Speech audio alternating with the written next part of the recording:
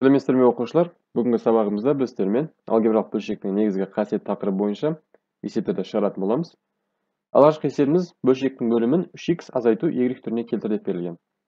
Ал енді бізде берілген бөлшегіміз y азайту 3х деп тұр бөлімінде. Осыны біз 3х азайту y түріне келтіруіміз қажет. Енді қарап тұрсаңыздар, екеуі бірдей сияқты, бірақ та бұл жерде айнымалардың орындары, сондай-ақ таңбалары ауыстырып берілген. Енді оларды орнына келтіру үшін біз бөлшектің алымы мен бөлімін -1-ге көбейтсек жеткілікті. Осыны жазайық. X көбейту -1, алымын көбейттік, енді бөлімін көбейтеміз. Y азайту 3х, осыны көбейтеміз -1-ге. Тең. Енді мұндағы -2 шығады. Бөлшектің бөлімінде -y плюс 3х шығады. Енді тең. Біз мына минусты бөлшектің алдына жазып қойсақ болады. Алдына өзін жазып қоямыз. Мына жердегі екеуінің орындарын ауыстырып жазамыз. 3х-ті бірінші орынға жазамыз. -y-ті екінші орынға жазамыз.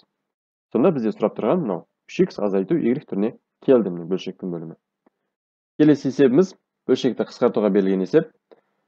Бұл есепті шығару үшін қазір біз сіздермен бірнеше түрлендірулер орындаймыз. Бөлшектің алдына қараңыздар, 4 азайту x квадрат берілген. Ал 4 дегеніміз ол 2-нің квадраты. Сол себептен біз 2-нің квадраты азайту x-тің квадраты деп жазып аламыз. Бөлшектің бөлімінде мұндағы сандардың ішінен ең азын жақшаның сыртына шығарып қоямыз. Сонда ең азы бізде 5 болып тұр, 5-ті жақшаның сыртына шығарамыз. Сонда жақшаның ішінде 2 азайту x қалады. Осыдан тең. Мынау қысқаша көбейту формуласы бойынша екі жақшаға жіктелінеді. 2 азайту x болады бірінші жақшамыз, екінші жақшада 2 қосу x болады. Және де бөлшектің бөлімінде өзін жазып қоямыз. Енді осы жерден ұқсас жақшаларды қысқарта саламыз.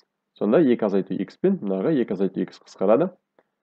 Соның нәтижесінде қалды бізде бөлшектің бөлімінде 5, алымында 2 қосу x. Келесі есебіміз бөлшекті қысқартуға берілген есеп. Бұл есепті шығару үшін ең алдымен біз бөлшектің алымымен жұмыс жасайық. Бөлшектің алымында мына сандардың ішінде ең азы қайсысы, соны жақшаның сыртына шығарамыз. Яғни мұнда 18, мұнда 3 берілген. Демек біз 3-ті жақшаның сыртына шығарамыз. Және енді әріптерге қараймыз. Әріптердің, яғни айнымалардың дәрежесі ең азын жақшаның сыртына шығарамыз. Мұнда 2 дәрежесі, мұнда 1 дәрежесі. Демек біз 1 дәрежесін жақшаның сыртына шығарып қоямыз. Енді жақшаның ішіне қалғандарды жазамыз. Оны жазу үшін мұнда 18a берілген. Осы 18a-ны бөлеміз 3a-ға. Ең алдымен санын бөліп алайық. 18-ді 3-ке бөлсеңіздер 6, a-ны a-ға бөлсеңіздер 1 шығады. Сол себептен ол жазылмайды. Енді арасындағы белгісін қоямыз, азайту. Енді 3-ті 3-ке бөлеміз 1. Мұнда a квадрат. A квадратты a-ға бөлсеңіздер a қалды. Бөлшектің бөліміне қараймыз. Бұл жерде дәл солай. Ең азын жақшаның сыртына шығарамыз. Яғни сандардың ішінде ең азы 8. Енді дәрежесі бойынша мұнда a болып тұр. Осыны жақшаның сыртына шығарамыз. Жақшаның ішінде қалады. Мұнда 8-ді 8-ге бөлсеңіздер 1. A квадратты a-ға бөлсеңіздер a қалады. Енді 48-ді 8-ге бөлеміз. 6. Азайту белгісін қоямыз. 6. Және де a-ны a-ға бөлсеңіздер 1 шығады. Сол себептен оны жазбаймыз. Енді тең. Мұнда қысқаратындарды бізден қысқартайық. Мұнда екеуі қысқарады. Енді қараңыздар. Мұнда 6 минус a деп тұр. Мұнда a минус 6 деп тұр. Демек біз бұл жерде біреуісінің таңбасын өзгертуіміз қажет. Біз бөлшектің бөліміндегі таңбаны ауыстырайық. 8-ден 3 өзін жазып қоямыз. Бөлшектің бөлімінде таңбаны ауыстырсақ 6 азайту a болады. Ал бөлшектің алымын өзін жазып қоямыз. Және де мына жерде таңба ауысқаннан кейін біз бөлшектің алдына минус таңбасын шығарып қоямыз. Тең.